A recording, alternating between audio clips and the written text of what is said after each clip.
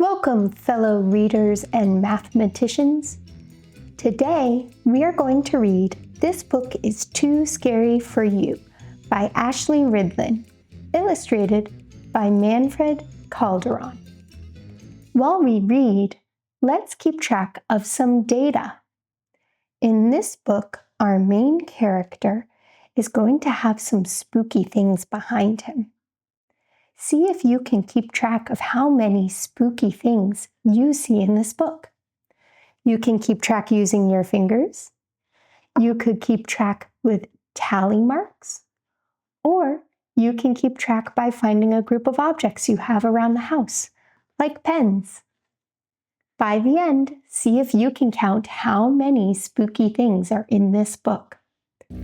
Do not open this book. I'm warning you, don't do it. No, really, you would run far, far away if I were you. Ah, what was that? See, I'm already scared just talking about this with you. You're still here? Do you like to be scared? Okay. Don't say I didn't warn you, because this book is too scary for you. Before I start though, I have a favor to ask. If you see anything scary, like a ghost, will you warn me by yelling boo? Okay, here we go. On a dark and stormy night.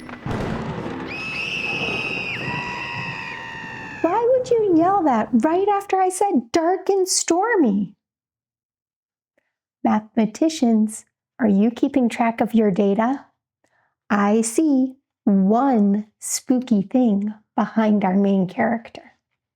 Make sure, if you're using your fingers or drawing tally marks, you record one thing.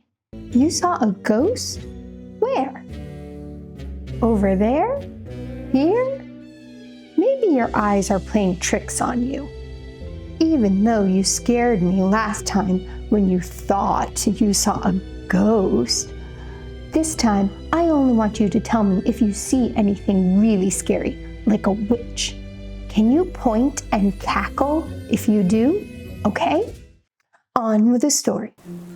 On this dark and stormy night, two kids about your age ventured out to trick or treat. Oh no! A witch? Where? Behind the hay? Under the door? Are you tricking me? I don't see anything. Are you trying to distract me from telling you this scary story? I told you it was too scary for you. Should I continue? Mathematicians, stop and keep track of your data. Okay, I will. But this time, if you see anything else chilling, like a UFO or an alien, save me by yelling, over there! There was a full moon in the sky, and the wind whistled through the trees. The two trick-or-treaters found themselves on a dark and winding road. What? Where? I only see the moon. I'm sure it was only a plane. I think you are so scared you're imagining things. Let me get on with this, will you? Now only warn me if you see something really creepy, like a bat. Ew, gross. They really creep me out. Shout bat and duck if you see any bats flying. But only if you really see them, okay? Okay. When they got to the end of the long and winding road, they came upon a house. Not just any house, but an old, rickety, haunted house with creaky steps leading up to a door hanging off its hinges. Ah, they're in my hair. Wait, I don't feel anything. Where are they? Are you tricking me again? I think you're stalling, so I won't continue telling you my haunting story. See, I told you this story was too scary for you. But it's too late to stop now. We're coming to the end. Mathematicians, you have a decision to make. I told you to count how many spooky things there were in this book.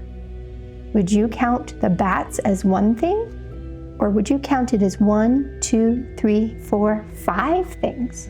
Change your data to match what you think we should do. Now, even though I don't really trust you, there is one more thing you need to warn me about if you see it. But only if you really see it, okay? Okay, good. Shout, "Woo!" if you see any scary jack-o'-lanterns. Those hollowed out squash heads really freak me out. On with the story. At the back of the house, there was a big corn maze filled with crackling corn stalks and fallen ears of corn.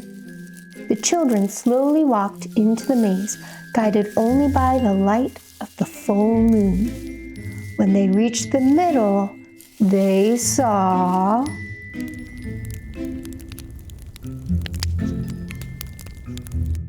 No, I don't believe you.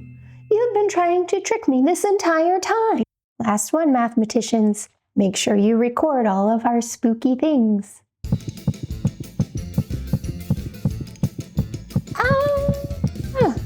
This book might not be too scary for you, but it is for me.